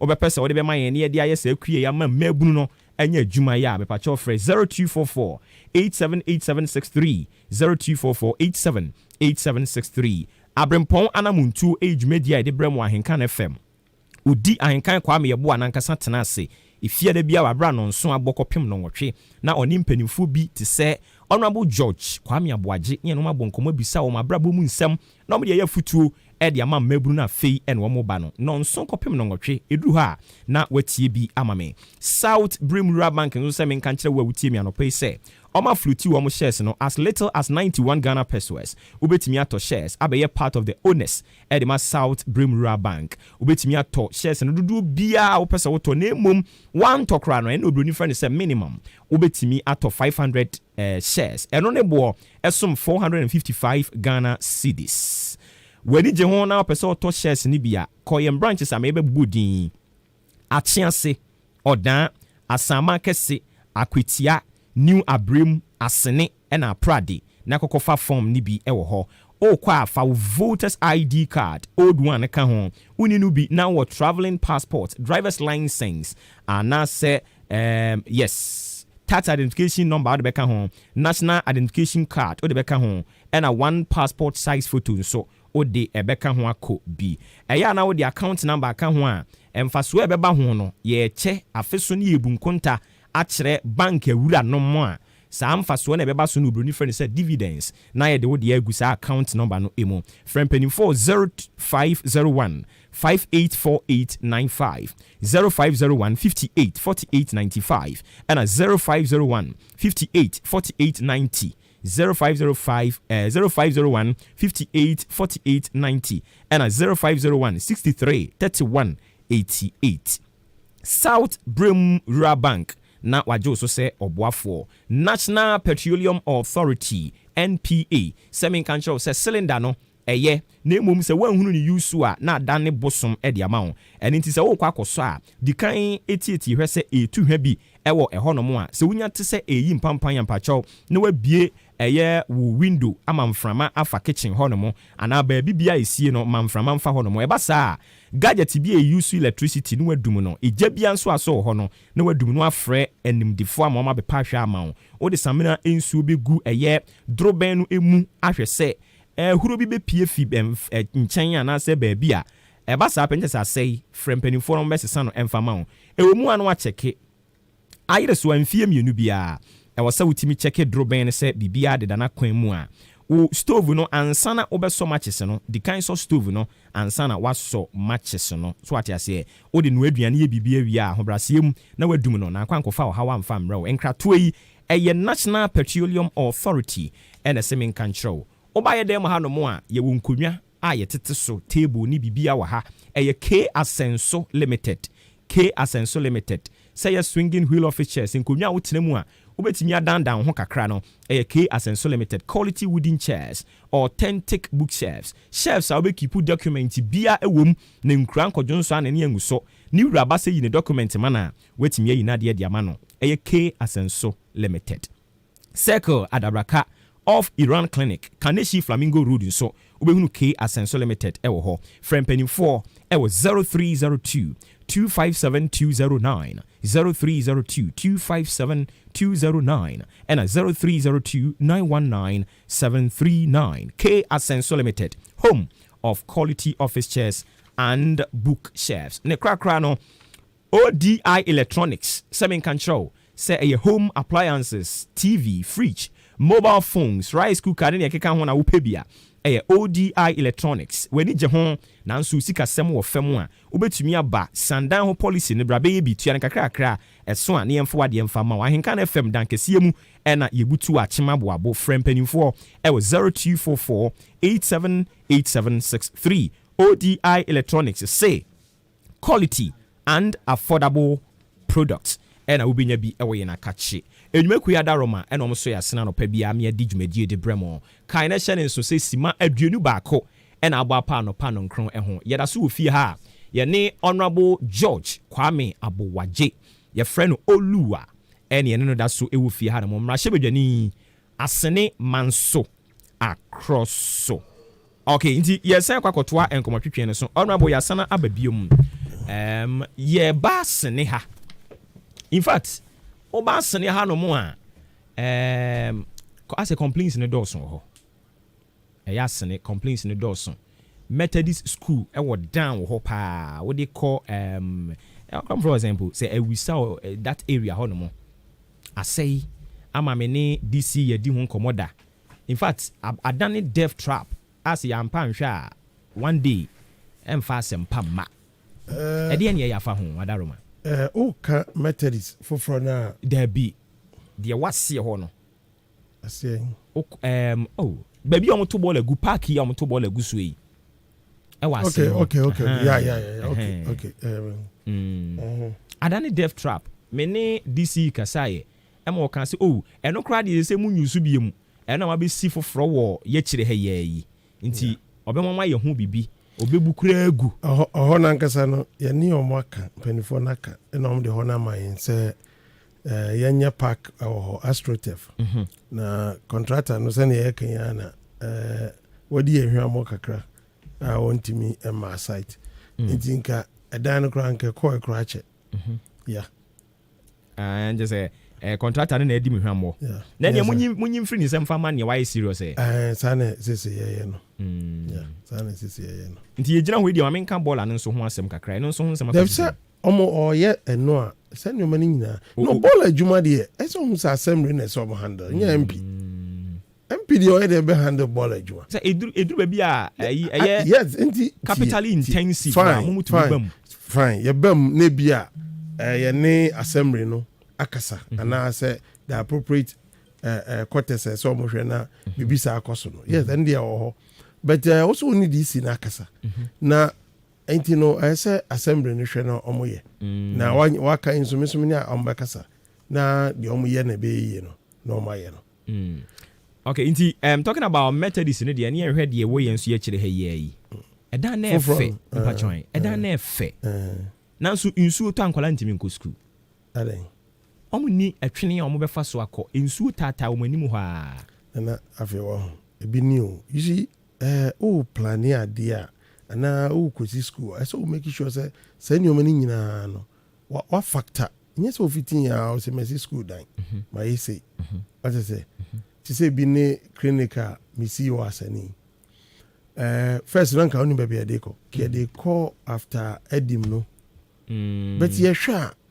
even distance crowd bit me put ni pe bi off na send for na say benefit no oma anya ho mfa so yeah enti ebi a covet bi na ye behwe ti waka chemi ni contractor owo ye mpatem mu asisi ya no Memphis oye ono ye mansu to osnase no yeah me kwa kutwa ni photo me mama kola akutwa ni photo obabi ho no photo na me dia kire Memphis no mabusa na dia oye boy ebe yi because edru ba bi a na ye di bibia to aban so a ebeche skasam ni ho ebeche nti enioma ni bi wo ha community na anso no you see enioma bi wo ha ti said the okay dia metiase ba enioma ni bi wo ho so a yenso ye betimi aboa awo kwan bi so bira so say yenso yetimi boa na nye bibia say esa aban enioma me ye bebre nye ni nyina na ya aban sika what I say because ye de ni to say ni nyina esa aban be man dia obeye na emom ne ntem because ye sika na ankasa eso ahin oman ni nyina isika eso ahin what I say nti waka chami a matter this one because me no ka say nyawa oka say school no kan ni yie mu a head teacher which letter de bre OMP de boa nti wo de on te ho asem obi anka rin chami una waka chami yes I don't know anything opa from Methodist for ni bi na buso no say o ma bom amane no frɛ wo ma colleague wa unipa mfrɛ so we be am head teacher number yeah mo friend musan say mo yi MP na sutre DC so nya we this is your carrying chami nti meden me no meden me mo radio yi ina na mo say awakusi room be ma anti bridge asem wo na mo I think one of these days mo nipa ba ko frɛ me no so obusa me ho asem ho no ina am so meba ha nti me ba ya beka ho no mo busa me yeah obi an fa hwemra me because MP wo mpatam na wo benefit ade no won say enkoyi a so it's try the brain me na man tu ho na mo a waka say me chiro koy na MP na mi ya me na say wo DC yate nti em nwa say wo nti na DC yate a DC nsem o ti nyina na obaka kire me ni nyina ebi wo obaka kire me benya ni nyina na obaka ebi wo fi say o we dia me amehwe no maye nti so obehwe no aya ebro no so a na ebi obaka so okay me ni MP nwe ho ni ehu kwan be fa so but ebi wo fi say obetimi aye dia wo ka kire na di na hi ache a month or two. Kikan ko be 4-5 months. No, then I have no idea. Minimum. Hey. Me ka say minimum also say hey. I don't say I me wan say no. Esi ye hwena no heyi anso. Yeah, but si hwena no minti. Na minti no o person min ka say. O de me blame but em wan say intimi nru ho. Yeah. Obi an kan na me say head teacher no na busa no because ono in charge ho me boa busa no say wabo MP amane busa no sisia ana faneto line friend na faneto line nti on record so share yembo say oni contractor ne be kasa yeah so on shaman Tell me, I think I'm a mama call because school for no carry me. Wow. Okay. Mami misa we na fe me read some messages in it aba bebre. E wie so e be mo kwan no mo aba. Mami misa we one district one factory or constituency bi abam. Sisi am no kasa ide e mai beti enam kwan so. It answer me ankasa me 7th parliament no. Me ankasa me the common fan bi NS abe. Starte and send a government and so abe and so aba government so I be the assembly no so ye bi any a chema communities no be brave say omundua na ye pese e si oil factory because say ye nya agro scheme bi and supply raw materials we see factory ni so about say commander sugar factory no ye pese e be ni sa enya raw material and processing. Thank you enti ya me am see akra madua bi pa me komanim pa enti no 1D 1F no kwan bia so 8 parliament asani across of man so yenya kra ba ko de ebetimi enya yes yenya kra because we because yenya kra ebetimi enya be mi oh tie ye wo anida ayi ani so ade mu bi se ye pese ye de ayi ka ho ba tie ni nyina no on betimi I expand sa palm oil no kube side no no coconut oil no but you betimi I expand the same factory no na atimi absorb the same different product no at the same place in no I'm saying nya crown but yeah we are starting with oil palm plantations na yetimi nya materials no factory no yeah. Oh okay. Okay. Afi yemra Almighty Asene Clinic. Yeah. You say you wie. Aden ye pepere ye hunkutu mampom rika honorable. Ye wie. But ye nya adwuma. Oh, hold on. Ye do ye wie no. Okay.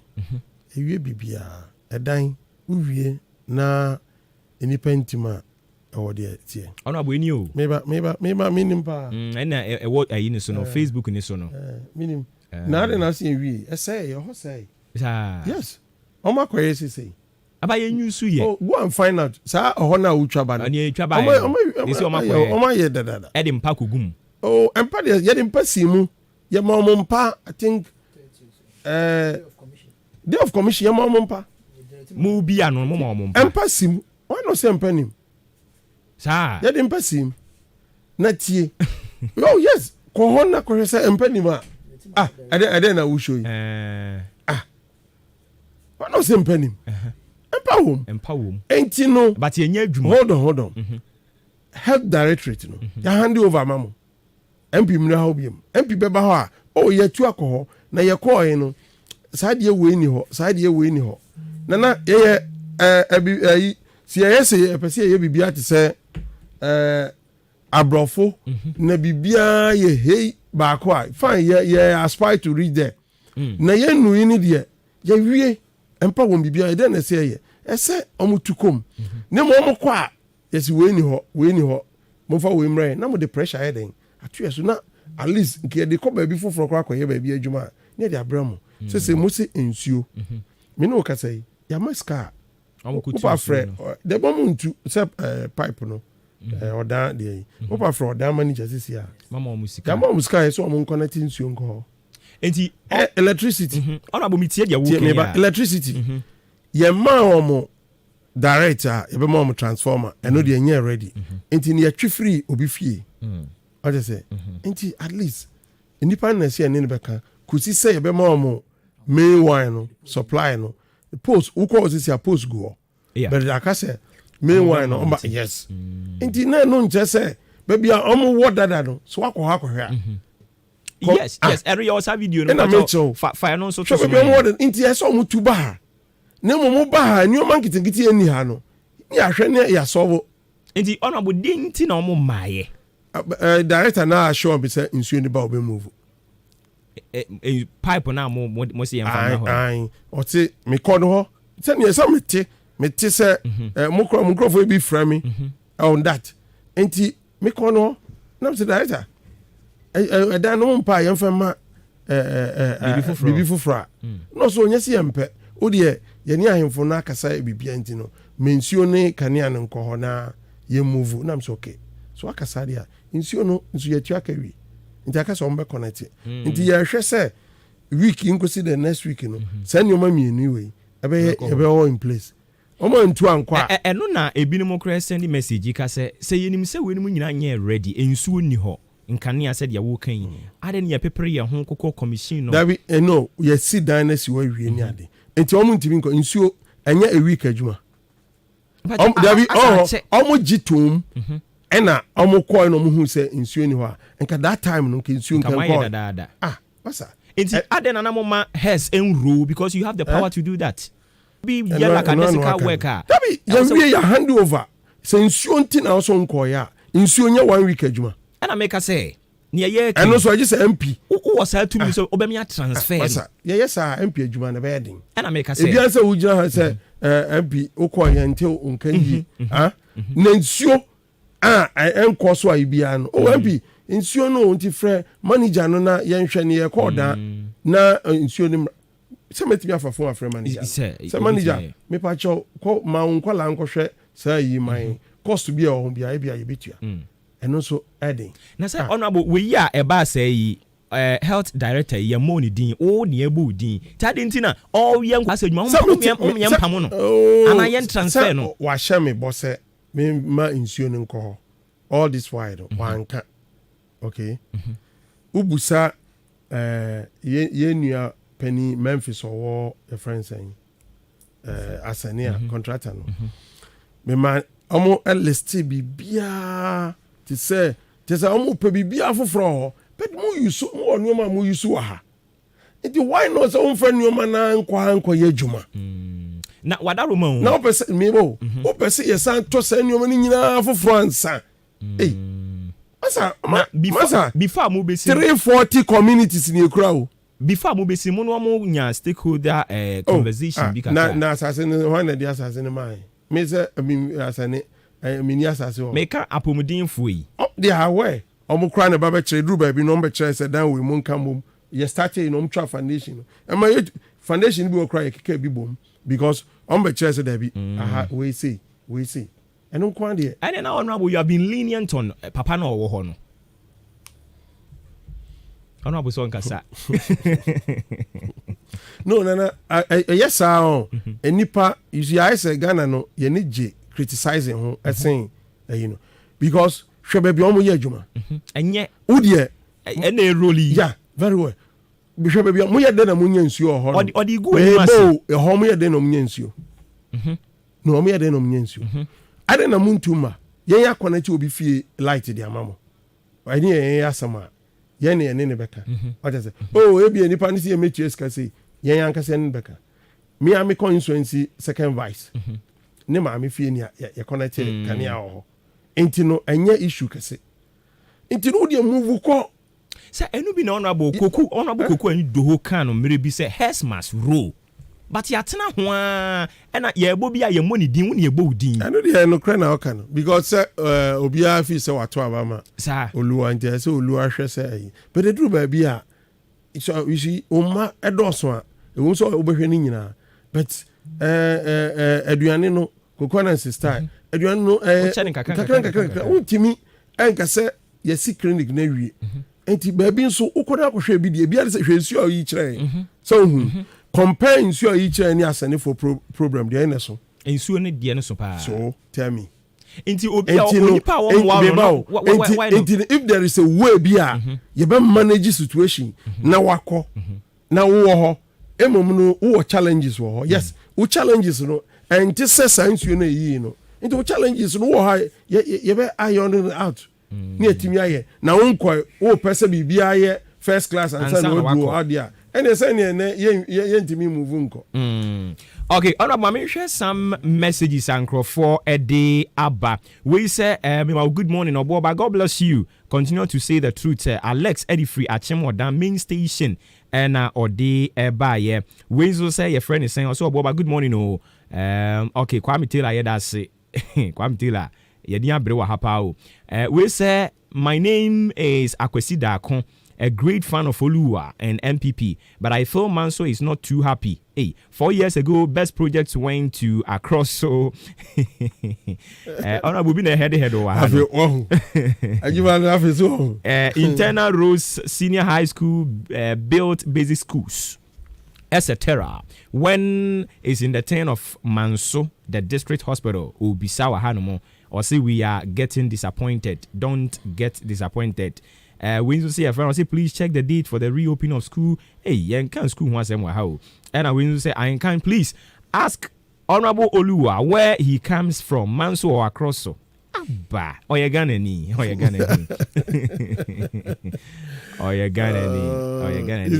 Or head or how? Or say Manso still the district capital or now is Akroso because 80% of his best facilities can be seen in Akroso. Manso is getting behind as district capital. Or no so the other by honorable me reading na fe o jotting it down na wo dia no yama wo mo see. To be a leader is about love, hard work, calm, and faithfulness.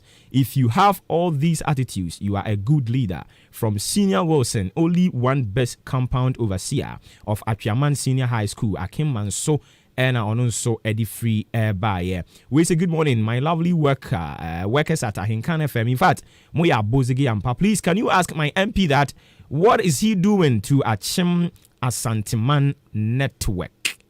Logo Ebenezer and so Eddie no Achima Santiman Omo Brepa. We say good morning, Honorable Oluwa. I'm watching you live in Akim Morfran.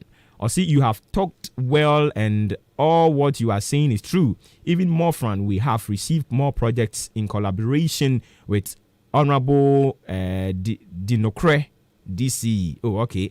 And Chiankoma Asane Manso across so for Enyinara.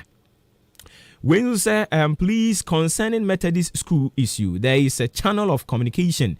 The head teacher cannot write directly to the MP, but to the education office. Fine. Education office will be more money. It's not just say honorable pedia wuken no.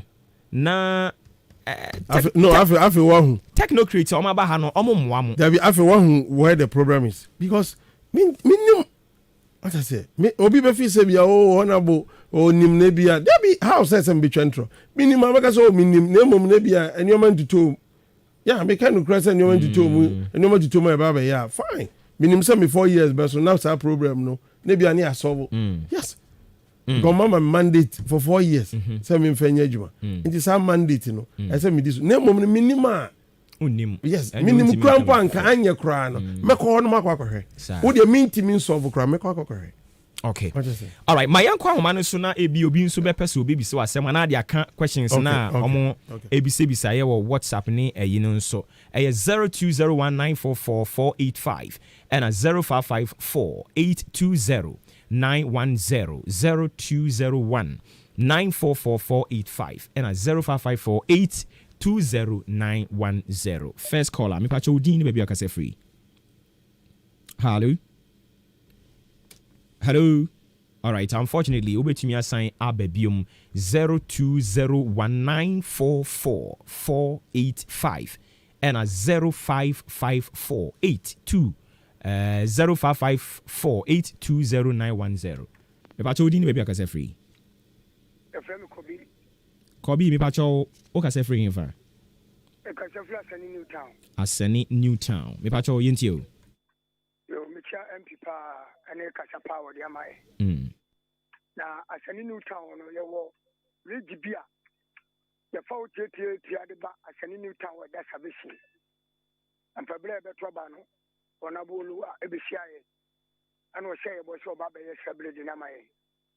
The to ba ni su ye nyenten nka. It's now a better Casafidi. The Facasafidi so edge of the Afauso. Sir, to an amona beshe. Now, an amobia so to found. That's a sure unity and never been fat. And Colacula Baum to me transfer no matter me about. Okay. All right. Honorable jotting it down until me saw the new year, Mamma will be twice yet. I say, Udini baby a Casafrica fra. Wejina so ache. We maudina so che Cafra. Oh, sorry. Ubet me asan baby fache me. Me ba chodini baby akase free. Anim Apombo ko de. Nyame adom. Me pa cho yenti o. Me na na ke so la ko kemu won krenti no. Afin ma ko si na ba. Kafra. Bedu na na. Okay. Yenti o. So ja me bai mo kasa na man ti yibi na. We bia wo yi anu a. Onu abo yi anu jam nim. Onu abo mpa so we mo asi o. Ya odishe. Ja ma bo mu asne ti a onu abo me de. Onu abo ani mu ni o asene. Ubo udi wa te second one sa. Mahupa. That's it, blue. When I'm back out, Kali say, asane, but the papa bawa at you on no. I'm here, what does need to do? And I say, I'm one year big in so top me foul. Now, how's the school from crown be found? I wish me from crown be found. Now, I'm missing the two and him. Now, I don't know what you're doing there to a mouth, when you're away from my. Because so talk and say I know what you know. Anim fa kukuduro kasa na I said you usuru honorable yi. Oh, na dey honorable dey over here. Enti wo de waka wasem awia mo bi meto aso bi. Masa unni akukuduro adi kan. Odi ne ba bi akasa free. Hello. Oh, kafra. Anim amu agina so ache. Fache yen. Me pa cho odi ne ba bi akasa free. Hello. Hey. Hello. Me pa cho odi ne ba bi akasa free. Debi. Udin be akasa free o wadaroma. Me pa cho udin. Nash. Me pa cho yenti o. Yo, madam aseni juma pa mu gibua o my Ghana ani kotokuma nyina. Ai ona bo akasa bebre. Na oboba minim se yenti mem pompo yempo na yesi dan a. Ubehu obi a wanya yikura o de nsuo mbehi ntimi ntu obula anso na matafie. Esi medan. Na yempeni fomu di enimu wa bayin oboba mi se na no makomo de ona buka nyina makokofe ye di yempeni fomu ya oboba tu aseni nyina ye pa kie mi enu baako ana mo de clinic na siso no eja ye fa nso mo de pa asa de pa ye ni wo audio wa ha ona buko atiman so se ye die baako na ka no be ya process eti bisa ona bu man se kosen. Hello, Nash. Any make us a one tea. Or make us an any now one tea. Make us straight after was. Oh, my come was me. I didn't mean to be near me count me intro. Because I don't remember Uber Jimmy Eddy. No, Timmy at Ababa me. I want to tell you, be Sujina, so I don't know. They won't say school down now. Or how for no mutino. They won't show my soul a view more. And can you have 24 Mudi and bet me organize the class to be Nankan Colano, Johnny Miller, Mutina Cocushna. And what quite be never to be in Friso. In general, more anything. Obey one ma why that same pacho we didn't be a free. Yeah, this way, William Dancer, the Donald family. Me pacho into. Follow me on Facebook. Okay. And Jacket and Command Obuoba and Onabulua. Yamekan in Yana say, as an air of Manso, in I would say, a Mount Abu Joseph Abajulua. I say, Juma Papa by Skin and Abono. A Duchem. The Met send the moon to be jealous, the moon and Pampai boy, Tapapanity. Now, I was saying, boy, now, okay. And if you're not a Femina, across the two across. Okay, yeah, that's it. Ma Obinso and twas will be that's a papa. A final call. I'm patching the baby free. Hello, Dr. Made in cancer. In cancer, on a chat for you. Be free as any. Said last year, MP my call best teacher award interview be. Now, basically, no, Yantin won't share your final interview. No, every is basically Yantin won't share and send me free. Maybe honorable say na echo. Okay. Yes, yeah, that's it. Yent me for free will be a questions and a dozen. I was so honorable to me in and no edema. Mammy emfa questions ni bin so me for Facebook and can if you winning no precon. Na yenye and solid so Willie G. I say good morning to you and honorable Oluwa. NPP has done enough to stop all negative critics. As for Oluwa, he has no size looking at his tremendous performance in his first term and more to come in his second term. Oluwa for 2024. Hashtag no ma shall say that. I'll say still loading yate. Kwesi amweni fita nje say asama kese and ono so or see we free air ba wutie or say honorable good morning. Oh, are you or saying blah blah blah blah blah blah blah blah blah. Okay. Nyo okay nyina say Nyankopon nhyira honorable. And Joyce and so say if they don't take care of me, I won't help them too. A person from Abuabo and any political asem we tie tie nsem bi free baby o. Me pa cho yenka ho asem wa ha. Why from okwan? Nyame ba Kobe Samuel. Or say good morning Obuoba. God bless you for the wonderful work and the enthusiasm. Please, I don't know how to reach you, but I want you to ask Honorable Oluwa that he invited teachers. I believe someone of our friend into Obe and Sound or Sunu Nia or Brimpong Kingsley or say Honorable George Kwame Abuaji Oluwa is one of the best MPs in Ghana. The massive developmental transformation as Senemanso Akroso has chopped under him and his DC's leadership is mind-blowing. Another honor post awaits him in 2023 and general elections primaries. Today, his able DC's birthday. Happy birthday to really? And the Honorable Alex Inkum and your birthday. Yamawo happy birthday. Would you say your birthday? The end of no. Honorable Afemi Mawakwan and Semana Babibre. That's it. DC yon fenchami. Ni birthday no. Kaya escape me. Me mano official pa. Ni trim kwanso. Se nyame ayana dom na sandi mfie bako akani mfie ho. Na ade amesra mano se erade be mana ho odin. Yare bia erade be ye free na kwam. Na erade be man is council aka ho. Amen. Say unis council wasem ye mobo. Ase o yare. Na de wohwehwe bia erade be ye amano. Ni so ade hu. Na ono nso say no see a friend di nokra no. Obedi nokra. Amane manfo na inhyira no ayekese. Minian. Afi yamra insembisa na onkrofo bisa so. Obi every man so offer say adena me de enyuma nyina ko across so. And you say ono ga wo nim say wo free across so free man so. Me free coincidence ni mu nyina. Tiawa. Coincidence me free ba bia. Na adwuma na yeye no. You see wa man na ya ntu ye bo ase ankyerɛkyerɛ no ma bia ni so a o kasa enya no kre. I say bia de ekoso wo man so no bia nani nso. Me kasa atwaman me kan ni ma akɔ hopa. Me buy dormitory na dormitory papa bia ni atwaman. So be pa on friend challenge me.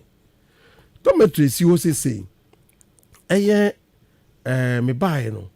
Me hu say e ba say letter chro dia MPB actual letter call minister ho.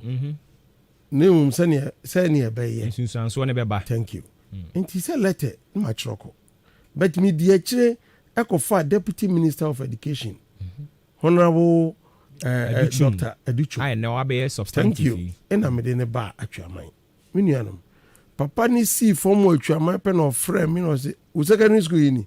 Hey. Oh, David. Nana or why na papa na adopt to secondary school no. What I say? Or your deputy. Obetimi ayebi, ontimi nya ni nyina.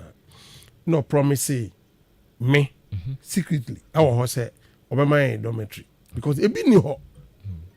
And I made here man no having ti me ka kire omanfo school say near school mo ye ba school mo. Near ni o ma abodwane ade.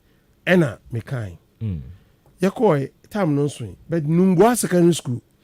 Ni e mom dormitory na asase manso si asase ho gidi because abanso project pentem and of friend me say memra ni office me call no say the oho ni but I say omo yes our project wie but the hwe manso litigation akọ court ni ade no nya wie this our project no say me pa no say nam say me pe the straight down of contractor no can okay on relocate emra atwaman no ba atwaman no be see dormitory fe and no chi get fund 6 unit classroom e dey see wo and no see president bar campaign obe commission sa project mi no and no chi we say we see 12 unit our school mo how abronsan be contractor nam ka so di why yedru baby okay me ankasa me see ICT center ni library e dey amawo our man so with common fund I know say common fund get fund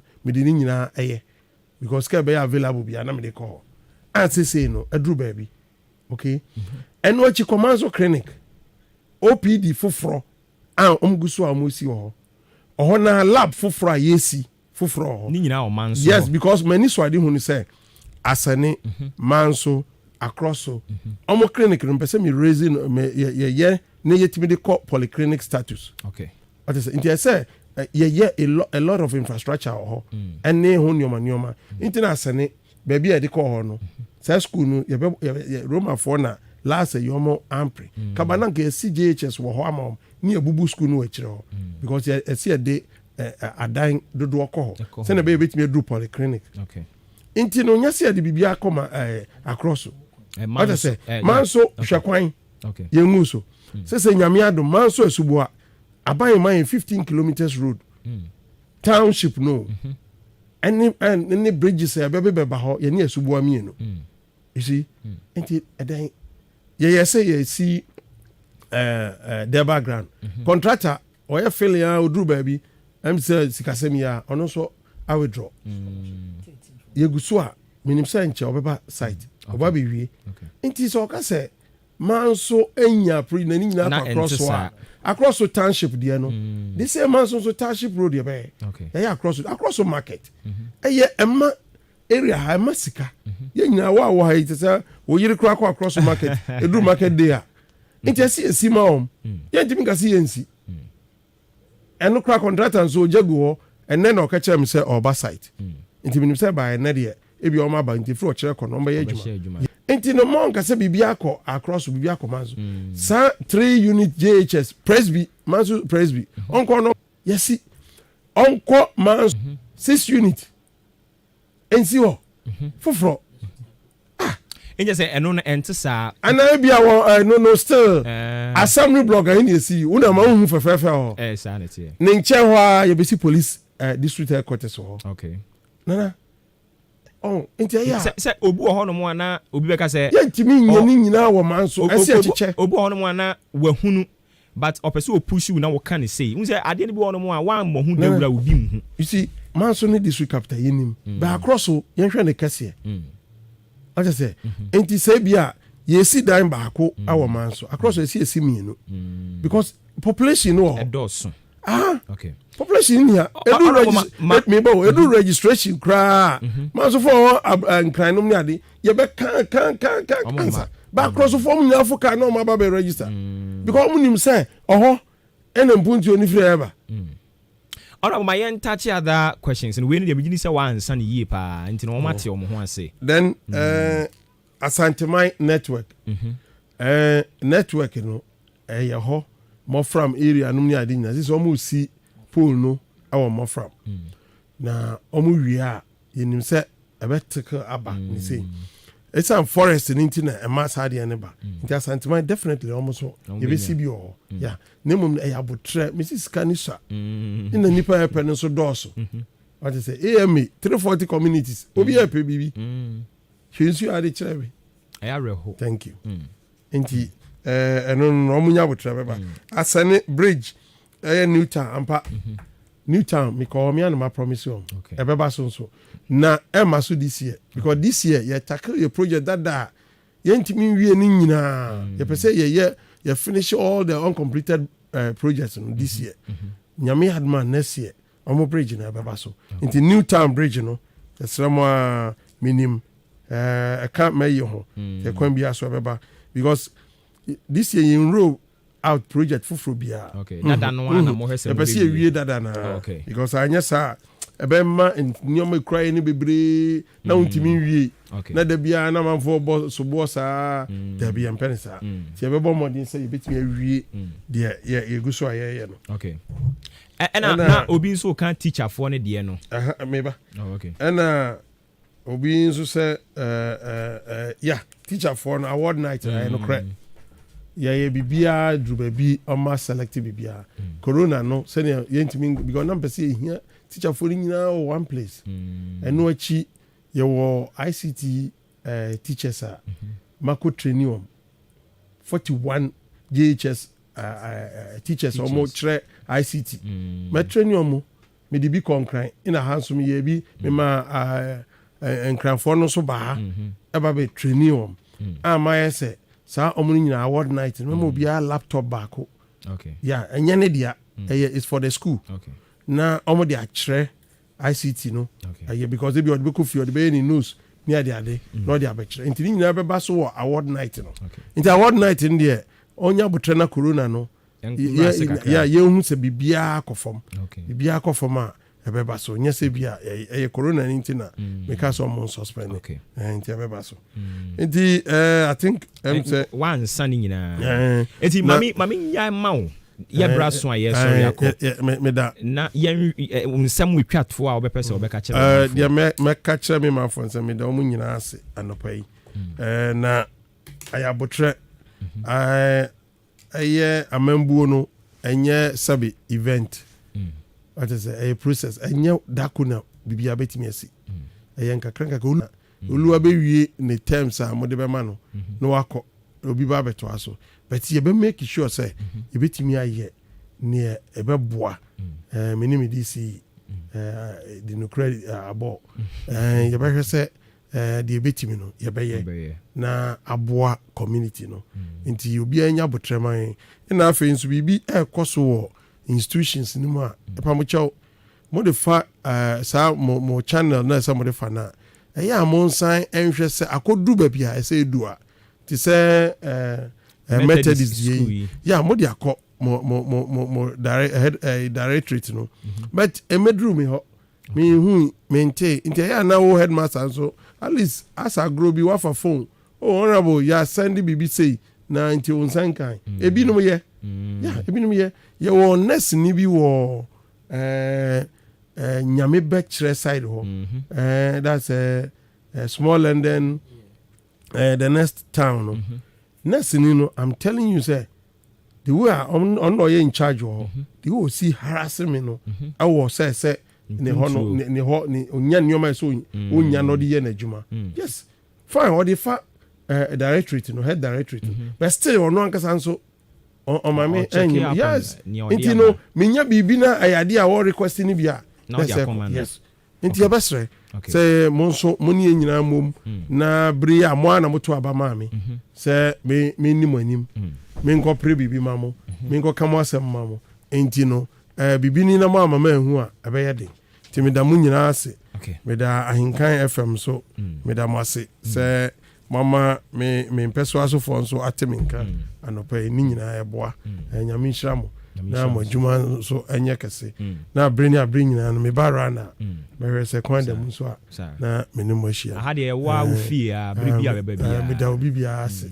na de amani age ho ne program aka se eye CEO ase oboche odi ahinkan farms no dabi dia wo ka se abrempoana muntuo no yes oh okay no ye ade bia because me am see e dako mo ma me mra na me mehia no obeba na mabre o me nchia wo man mabre yie papa na thank you na me ma omo hu se there's no shortcut dabi shortcut in ya babia na obia no the office obitimi adwuma din ene nukredie because nukredie is the key what I say a key because so be anso nsa oboa unru ba bia se udu okay wa usi odi anka so nsa na usi yi ti obi anso nsa untimi nu nti no nipa no be so nsa no I say odi no krema no nukredie ha yenga na for yes wo bia djuma odi ama obi so onhwe so no ono so hwe ha wa obakosi ne de na wo de no kra de wo de wo de profit e ba no de ye experiences be brave on that nti eduro ha honorable you too much that's say you too after wo buy amen okay and we say for your name the honorable George Kwame Abowaje Oluwa any twetwe enkomo na Seneman so across so member of parliament ene wababe grisi yen show na amayen ye nije papa nyankopon hira no ye de aseda be kwa executive producer odi ankan Kwame Yeboa adwempan ni Kofi Mensa Kwame Asante me ofremi Obuoba Ofori Amanfo nyankopon ya adom ebese na hia ekina ni aba beto osom kese so hwe onso yie ni yesu ba mu a utumi nyini che me sorry so die na omo de kase botaw ebetoa so e de amawo na kase botaw fu wo mo wahi o azemu wo meja de na tom so oyene panyu bi to emu ho ma me wa na me sorry so buwi aso yanko. The people just they cry out. Kuma, why you there? Every youth don't see my beloved country is free forever. Has ended. Episode again.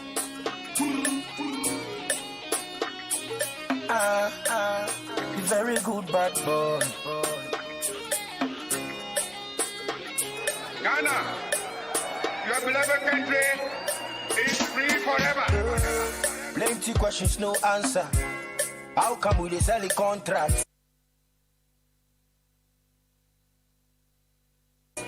Biggie lifestyle, small paper. You make it celebrity, the shuffle for counter. We get eyes but can't see. Bribery and corruption.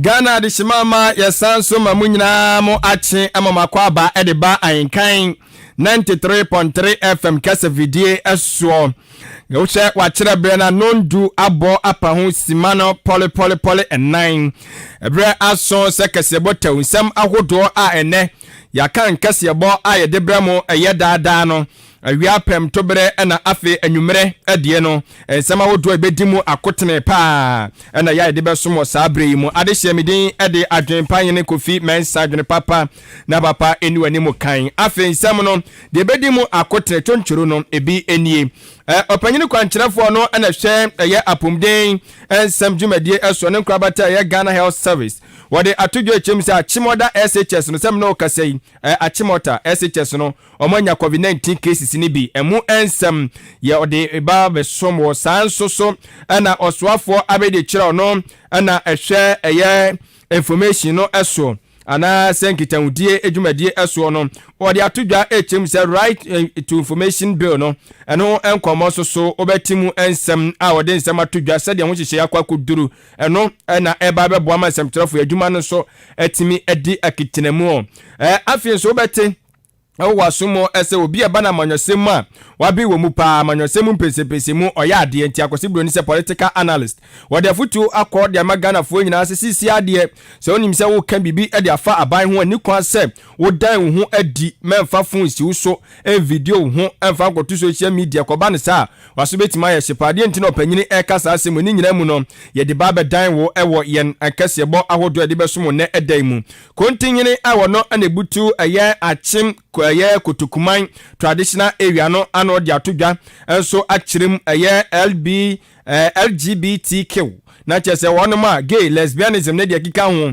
emra ye ede abebo eho eban se de be ya obi ekoye bi ebetwe na so no eho onsem no opanyini enso akasa ede afa ho a emu nsem ye de ba besom wo sanso na onimonyamfo eye Jeffrey wonu so de atodwa se kika no krobo school no ye wasempanfo hwe no mo commission no na ye twetwefo panyini ede ema MPP abusuaku no wa apoye mantam ya ensem mu enkyire mu akasa no obete ewo kase ba hodo de besomo ene edai emu na eye AMA ma eye asane manso agroso mra sebedwani onimonyamfo eye oluwa ote se ne koma hodo a wabo ewo ye kasa vidie eso no wakeka ne dwumadi ahodo a watimi ede agu akwan mu emu enkomo ye de ba besomo se de na etie na efata sanso ana opanyino no ene tu franka ede ma gum Ghana Union Movement ekuo no wono sofo chiraboso na dodo na atade friend no nei wode atodwa etem se Ghana mampanyi Dr. Alhaji Mamudu Bawumia wose sabisabi mpadu asan opanyino wo ye tro odi tro papa edi enti ena opanyini ekasa asemu ni nyina mu no ye de ba besomo sa enso so na mene wo kase su kopie mu enso ewo Makola market won kabuni mantem a eja atom enso emunsam ya wonma omo agina ho omani krocho amansa edi nsam nachi edi mu amane boba besom ye ene ewiem nsa kyera ye te sen ewiem ensa kyera ye te sen sensuo ewiem ana sensuo ni wiem no ye de mu enso ensam ba bedan wei ene ensam ahodo a ye besrese obetwe abel kasa vidie no abra no wa abra dumienu akan kase ebo no ekoso ana afi anwumere no nsia akan kase ebo no enso ekoso ewa 93.3 FM no achemu enkyere mu medine biem ɛyɛ adwen pa hene Kofi Mensa adwen papa na papa enu anim kan me sɔle adwuma Kwabena Kosti ɛde bɛtoa so